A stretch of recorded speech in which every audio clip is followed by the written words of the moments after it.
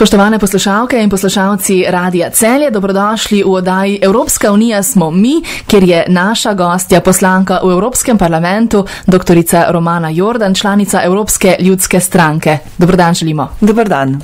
V oddajah, ki so na sporedu enkrat mesečno na Radiu Celje, predstavljava Evropski parlament oziroma konkretne pridobitve, ki jih kot državljani članic Evropske unije imamo.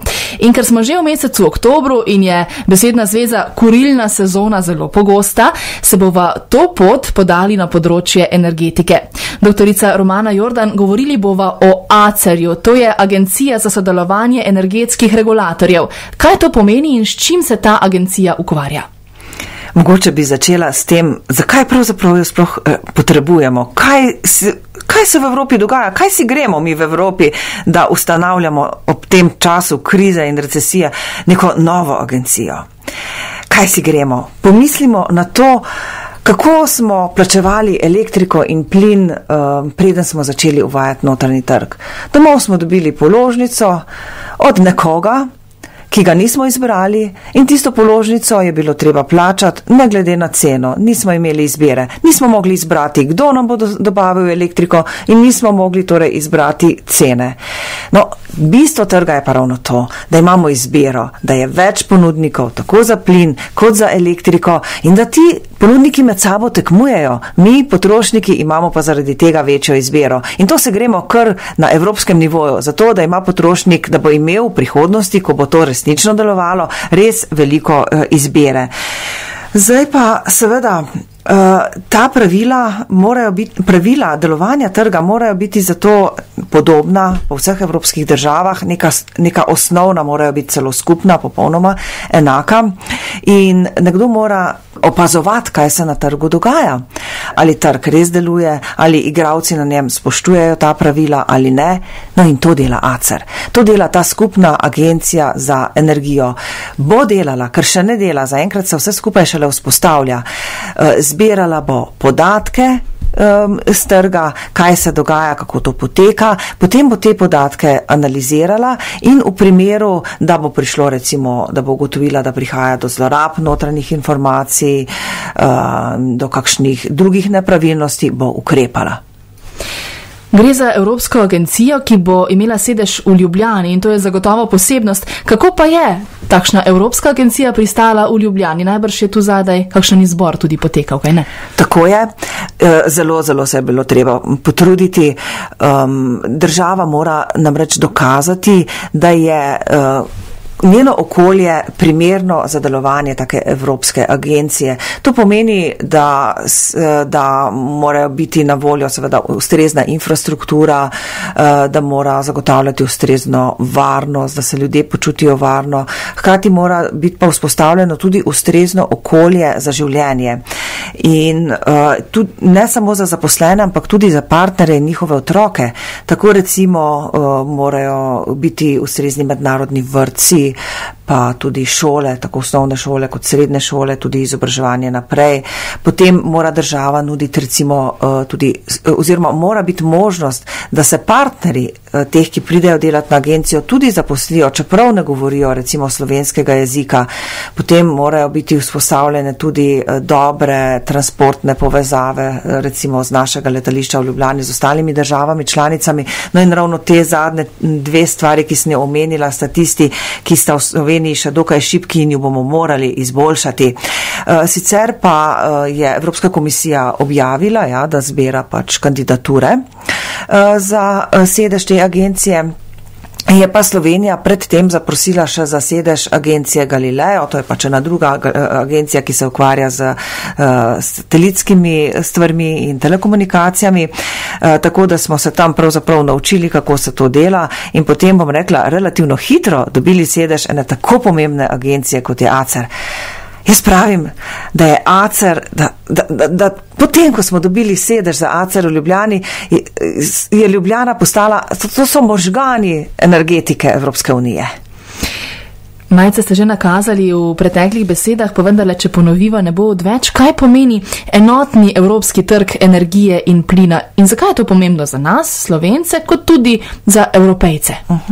Ja, delno sem že prej odgovorila. Elektrika se pretaka po žicah, po kablih, po daljnovodih, pa potem po distribucijskih omrežjih, plin po plinovodu in to je seveda zelo draga infrastruktura in zato je treba omogočiti, da jo lahko uporablja več ponudnikov, zaradi tega, da potem ljudje lahko izberejo, kdo jim bo dovajal recimo plin ali elektriko. Zdaj, kaj to pomeni? Jaz ne vem, to se morda sliši zelo strokovno, ampak kaj to pomeni? Distribucijsko mreže za elektriko obstaja. Imamo pa več distributerjev, Elektrocelje je recimo tu, Elektroljubljana je znano, Elektrogorenska, Primorska in tako naprej. Imamo pa tudi že kakšne privatne distributerje, kot je recimo GEN-I in ljudje se lahko sami odločijo, kdo jim bo dobavljal elektriko, grejo recimo na internet, si pogledajo, pod kakšnimi pogoji poteka prodajo pri posameznem od njih, kakšne so cene in se za to odločijo. Dosti lažje je po sprejemu evropske zakonodaje tega distributerja zamenjati. Verjetno ste pa tudi sami opazili, da so se pojavile v Sloveniji v zadnjem času, recimo v zadnjem letu, reklame, kjer posamezni dobavitelji elektrike jamčijo, mi vam jamčimo ceno za 1 leto, potem se je nekdo drug oglasil, mi vam jamčimo ceno za naslednji 2 leti. No, to je posledica te evropske zakonodaje in odločitve, da bomo krenili ta skupni notranji trg. Evropska unija smo mi. Gostimo evropsko poslanko, doktorico Romano Jordan in danes predstavljava Agencijo za sodelovanje energetskih regulatorjev. Doktorica Jordan, kje je Slovenija na evropskem zemljevidu električne energije in plina in kdo za to skrbi, ter predvsem, kaj nam prinaša nova kurilna sezona?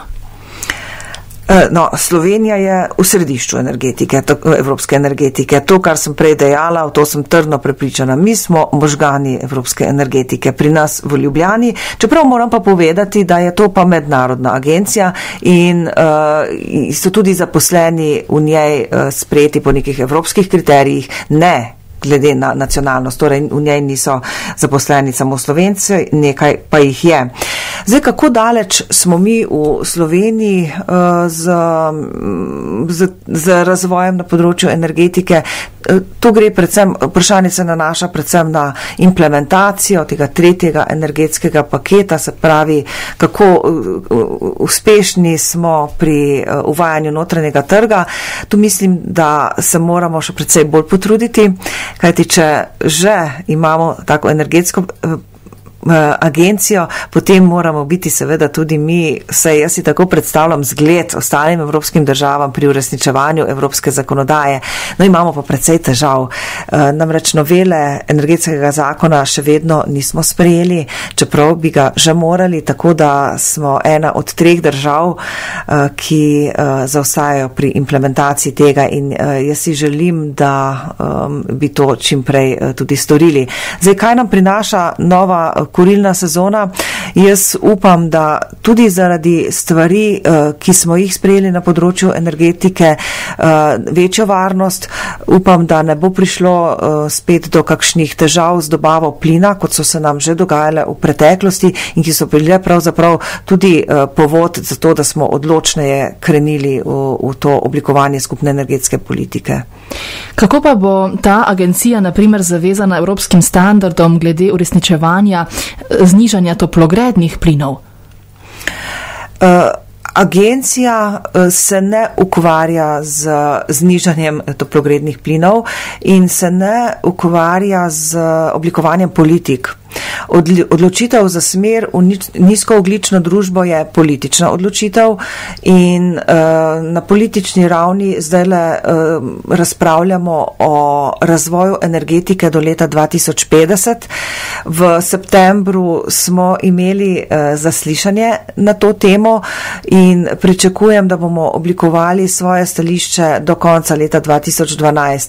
In to bo politična odločitev, kako in katere cilje želimo na tem področju doseči. Recimo, ali bomo postavili cilj za zmanjšanje izpustov do leta 2030 in do 2040-50, kakšni ti cilji bodo, koliko teh bremen bo prevzela energetika. To bo politična odločitev.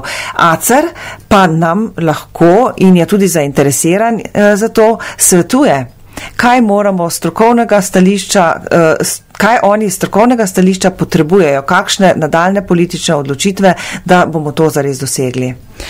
Veleprodajni energetski trgi so vse bolj medsebojno povezani v Uniji in zloraba trga v eni državi članici seveda lahko vpliva tudi na maloprodajne cene za nas, potrošnike in tudi za mikropodjetja. Kako na primer Agencija za sodelovanje energetskih regulatorjev, torej ACER, nadzoruje to področje?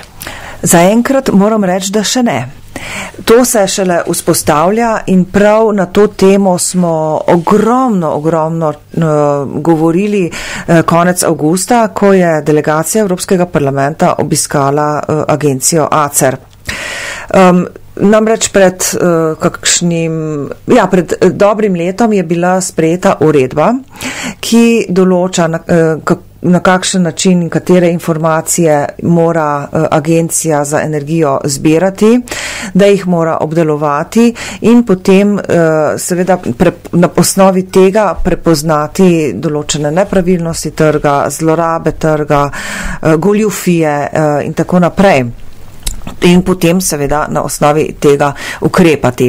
Zdaj, to je pa velik zalogaj, tako v finančnem smislu, kot tudi v smislu človeških virov.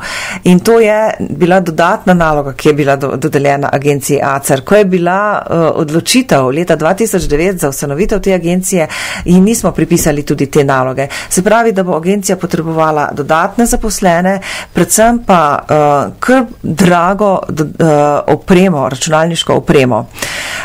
In zaenkrat je velika težava, kako to v času recesije zagotoviti, ker države članice zelo klestijo evropski proračun in v tem seveda potekajo kar močna pogajanja med Evropskim parlamentom in svetom, kajti v parlamentu pravimo, da vse tiste politike, ki smo jih obljubili, ki smo jih sprejeli in ki smo jih prenesli v svojo zakonodajo, moramo izpolnjevati. In temu seveda mora ustrezati tudi evropski proračun. Zagotovo bomo v tej agenciji ACER še slišali. Doktorica Romana Jordan, hvala za tale klepet v studiu Radia Celje in se ponovno vidiva v mesecu novembru. Se veselim srečanja, hvala.